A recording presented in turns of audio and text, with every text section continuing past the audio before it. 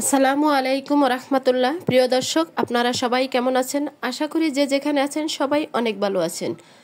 আজকে আপনাদের মাঝে নিয়ে চলে এলাম দুর্দান্ত স্বাদের ইলিশ কচুরলতির রেসিপি। আশা করি রেসিপিটি আপনাদের কাছে খুবই ভালো লাগবে। কচুরলতি পছন্দ করে না এরকম মানুষ খুঁজে কমই পাওয়া যাবে। কচুরলতি আমাদের ভীষণ পছন্দ, কিন্তু কচুরলতি ছিলার ভয়ে অনেকেই খেতে পারি না।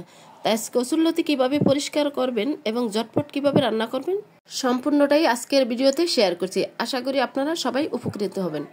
কথা না বাড়িয়ে চলে যাচ্ছি মূল ভিডিওতে। এখানে আমি নিয়েছি 1 কেজি কচুরলতি।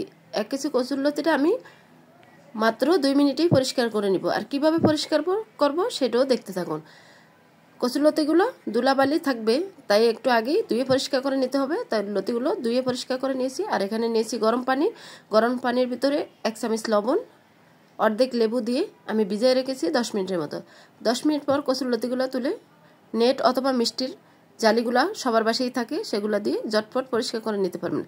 আর এই খোসাটা দ্রুত উঠে যাওয়ার কারণই হচ্ছে লেবুর রস এবং লবণ দিয়ে ভিজিয়ে রাখার জন্য। তা আমি মিষ্টির জালিগুলো দিয়েই আমি টেনে টেনে পরিষ্কার করে নিচ্ছি। আর এখানে নিয়েছি একটা নেট, দেখতেই পাচ্ছেন। এই নেট জালি দিয়ে কীভাবে ঝটপট কচুরলতি পরিষ্কার করা যায়।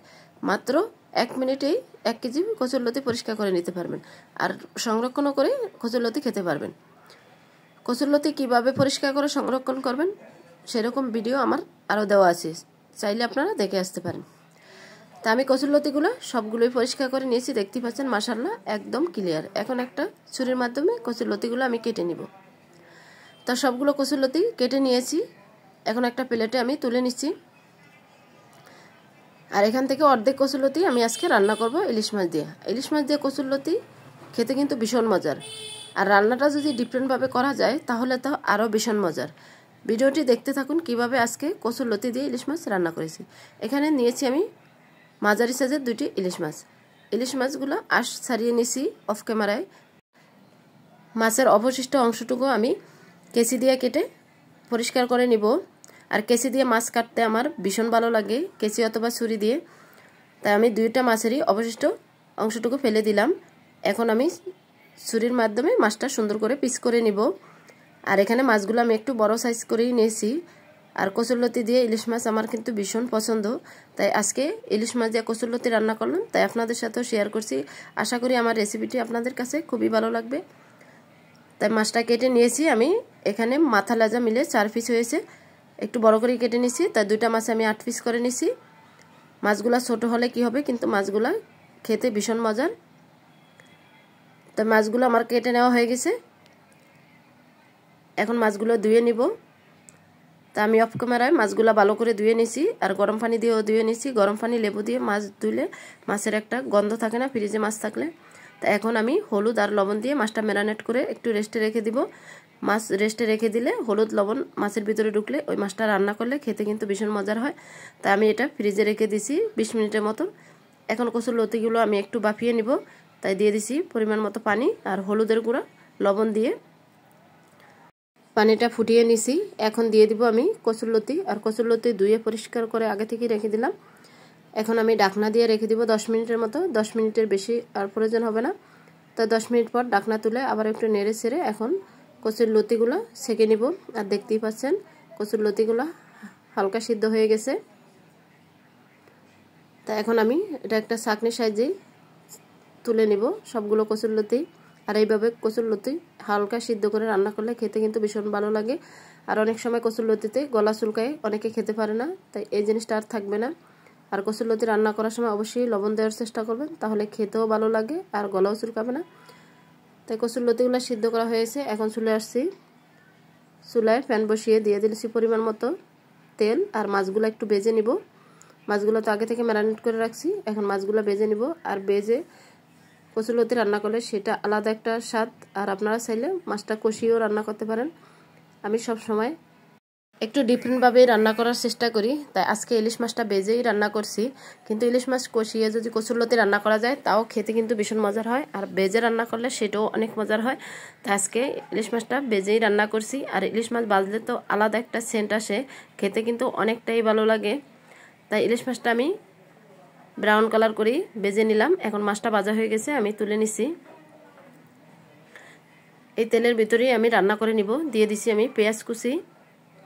পেঁয়াজটা দিয়ে একটু নেড়েচেড়ে ভেজে নিব। আর পেঁয়াজটা বেশি ভাজবো না, যেহেতু কচুরলতি রান্না করব, তাই পেঁয়াজটা বেশি ভাজার প্রয়োজন নেই। একটু হালকা করে পেঁয়াজটা ভেজে নিব। এখন দিয়ে দিব এক এক করে সবগুলো উপকরণ। দিয়ে দিছি ভাজা জিরার গুঁড়া, কাশ্মীরি লঙ্কার গুঁড়া, পরিমাণ মতো হলুদ, স্বাদ মতো লবণ, সবজির মশলা, ধনিয়ার গুঁড়া, আর দিয়েছি আস্তা রসুন। আস্তা রসুনগুলো দিলে কিন্তু খেতে খুবই ভালো লাগে। আস্তা রসুন দিয়ে তো আমরা সবসময় গরুর মাংস খেয়ে থাকি, আজকে একটু ডিফারেন্টভাবে কচুরলতি রান্না করলাম। দিয়ে দিছি আদা বাটা এবং পেঁয়াজ বাটা, রসুন বাটা দিয়ে সবগুলো উপকরণ দিয়ে এখন ভালোভাবে কষিয়ে নিব। আর অবশ্যই ভালোভাবে কষিয়ে নিতে হবে। এখন দিয়ে দিব আমি 3টা কাঁচামরিচ। আর কাঁচামরিচ দিলে ফ্লেভারটা খুবই ভালো আসে, তাই এখানে 3টা কাঁচামরিচ আমি দিয়ে দিছি। কাঁচামরিচটা দিয়েও ভালোভাবে নেড়েচেড়ে নিছি। এখন হালকা একটু গরম পানি দিয়ে ভালোভাবে মশলাটা কষিয়ে নিব। তাই একটু নেড়েচেড়ে ঢাকনা দিয়ে রেখে দিছি 10 মিনিটের মতো। 10 মিনিট পর ঢাকনা তুলে একটু মশলাটা নেড়েচেড়ে নিছি। আর উপরে তেল উঠে আসলেই বুঝবেন মশলা পারফেক্টভাবে কষানো হয়ে গেছে। তাই আমার মশলা পারফেক্টভাবে কষানো হয়ে গেছে মাশাআল্লাহ। এখন আমি আগে থেকে ভেজে রাখা মাছটা দিয়ে দিব। মাছটা দিয়ে ভালোভাবে একটু কষিয়ে নিব। কচুরলতিতে মাছটা দিয়ে আর বেশি নাড়াচাড়া করা যাবে না, তাই মাছটা অবশ্যই আগে থেকে একটু ভালোভাবে কষিয়ে নিতে হবে। তাই এখন নেড়েচেড়ে দিলাম। এখন হালকা একটু গরম পানি দিয়ে দিছি। আর এটা 10 মিনিটের মতো একটু কষিয়ে নিব। এখন ঢাকনা দিয়ে রেখে দিলাম কিছুক্ষণের জন্য। কিছুক্ষণ পর ঢাকনা তুলে আবারও নেড়েচেড়ে নিচ্ছি। আর এখন মাছটা কষানো হয়ে গেছে। এখন আমি মাছটা তুলে নিব। আর মাছের ভিতরে কচুরলতিগুলো দিলে মাছটা ভেঙে যাবে, তাই অবশ্যই মাছটা তুলে নিতে হবে। তাই এক এক করে সবগুলো মাছ একটা প্লেটে আমি তুলে নিয়েছি। আর অবশ্যই আস্ত রসুন দিয়ে একবার হলো বাসায় ট্রাই করবেন। কচুরলতি রান্না খেতে কিন্তু ভীষণ মজার হয়। এখন দিয়ে দিছি বাফিয়ে নেওয়া কচুরলতিগুলো। কচুরলতিটা দিয়ে এখন আমি এটা ভালোভাবে কষিয়ে নিব। এখানে আর পানি দেওয়ার কোনো প্রয়োজন নেই। আর কচুরলতিতে যদিও আপনাদের পানি দিতে হয় তাহলেও হালকা গরম পানি দিবেন, কিন্তু কোনো সময় ঠান্ডা পানি দিতে যাবেন না, তাহলে কচুরলতিতে গলা চুলকাবে। আর দেখতেই পাচ্ছেন কচুরলতি থেকেই হালকা পানি বের হয়েছে। এই পানিতেই কচুরলতিটা রান্না হয়ে যাবে। পানি দেওয়ার কোনো প্রয়োজন হবে না, যেহেতু কচুরলতিটা আগে থেকে বাফিয়ে নিয়েছি। আর কচুরলতি আমাদের শরীরের জন্য অনেক অনেক উপকার, তাই অবশ্যই আমরা সবসময় কচুরলতি খাওয়ার চেষ্টা করব। আর কচুরলতি ছিল আর বই অনেকে খেতে পারে না, তাই কচুরলতি কীভাবে পরিষ্কার করবেন সেটাও আমার ভিডিওতে দেওয়া আছে, অবশ্যই দেখে নিতে পারেন। তা আমি ঢাকনা দিয়ে রেখে দিছি। কিছুক্ষণ পর ঢাকনা তুলে আবারও নেড়েচেড়ে দিছি। এখন আমি এখানে দিয়ে দেব সম্পূর্ণ একটা লেবুর রস। তাই একটা লেবুই আমি 3 খণ্ড করে কেটে নিয়েছি, দিয়ে দিছি লেবুর রস। আর লেবুর রস দিলে কচুরলতির ফ্লেভারটা এতটা সুন্দর আসে আর খেতে এত মজার হয় যা বলে বোঝানো যাবে না। আমি সবসময় কচু এবং লতি রান্না করলে লেবুটা দিয়ে থাকি, আমার ভীষণ ভালো লাগে আর আমার ছেলেদেরও ভীষণ পছন্দ। তাই একটা লেবুই দিয়ে দিলাম আমি। অনেকগুলোই রস হয়েছে দেখতেই পাচ্ছেন। এখন আমি একটু ভালোভাবে নেড়েচেড়ে দিব। এখন আগে থেকে মাছ কষিয়ে উঠিয়ে রেখেছি, মাছটাও উপর থেকে দিয়ে দিব। কচুরলতিটা আমার পারফেক্টভাবে রান্না হয়ে গেছে, তাই মাছটা উপর থেকে বসিয়ে দিব। এখানে বেশি নাড়াচাড়া করা যাবে না, তাই মাছটা ভেঙে যাবে। তাই জাস্ট হালকা করে একটু নেড়েচেড়ে দিলেই হবে। আর কালারটা মাশাআল্লাহ অনেক সুন্দর এসেছে। আর খেতে কতটা মজা হয়েছে এটা তো অবশ্যই দেখেই বুঝতে পারছেন। যে কোনো জিনিসের কালার সুন্দর আসলে আমার খেতে ভীষণ ভালো লাগে। এখন ঢাকনা দিয়ে আমি রেখে দিছি 5 মিনিটের মতো। 5 মিনিট পর হালকা করে একটু নেড়েচেড়ে দিছি। আর এখানে যেহেতু মাছটা দিয়েছি বেশি নাড়াচাড়া করা যাবে না, মাছগুলো ভেঙে যাবে। হালকা করে আমি নেড়েচেড়ে নিচ্ছি। এখন দিয়ে দিব আমি ধনিয়া পাতা। ধনিয়া পাতা আপনার হাতে না থাকলে ভাজা জিরার গুঁড়া দিতে পারেন। তা আমি কেচি দিয়ে কেটে ধনিয়া পাতা দিয়ে দিলাম। আর ধনিয়া পাতা দিলে ফ্লেভারটা খুবই ভালো আসে, খেতে খুবই ভালো লাগে। তা আমি কেচি দিয়ে ধনিয়া পাতাটা কেটে নিয়ে নিলাম।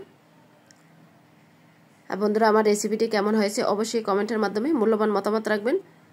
আর ভিডিওটি ভালো লাগলে অবশ্যই চ্যানেলটি সাবস্ক্রাইব করে বেল অন করে রাখবেন নিত্য নতুন ভিডিও এবং টিপস পাওয়ার জন্য। আর যদি ভিডিওটি বেশি ভালো লাগে অবশ্যই একটি শেয়ার করে সবাইকে দেখার সুযোগ করে দিবেন। আপনাদের একটি লাইক, একটি কমেন্ট, একটি শেয়ার আমাকে ভিডিও করার উৎসাহিত আরও বাড়িয়ে দিছে। আপনাদের সবাইকে অসংখ্য ধন্যবাদ। এখন আমি পরিবেশন করে দেখিয়ে দিছি কতটা লোভনীয় হয়ে গেছে আজকের কচুরলতি রান্না। দুর্দান্ত স্বাদের ইলিশ কচুরলতির রান্নার রেসিপি। আশা করি সবার কাছেই খুবই ভালো লাগছে। আজকের মতো এখানেই বিদায় নিব, আবারও দেখা হবে নেক্সট ভিডিওতে। ততক্ষণ আপনারা সবাই ভালো থাকবেন, সুস্থ থাকবেন, নিজের খেয়াল রাখবেন, পরিবারের খেয়াল রাখবেন। আসসালামু আলাইকুম, আল্লাহ হাফেজ।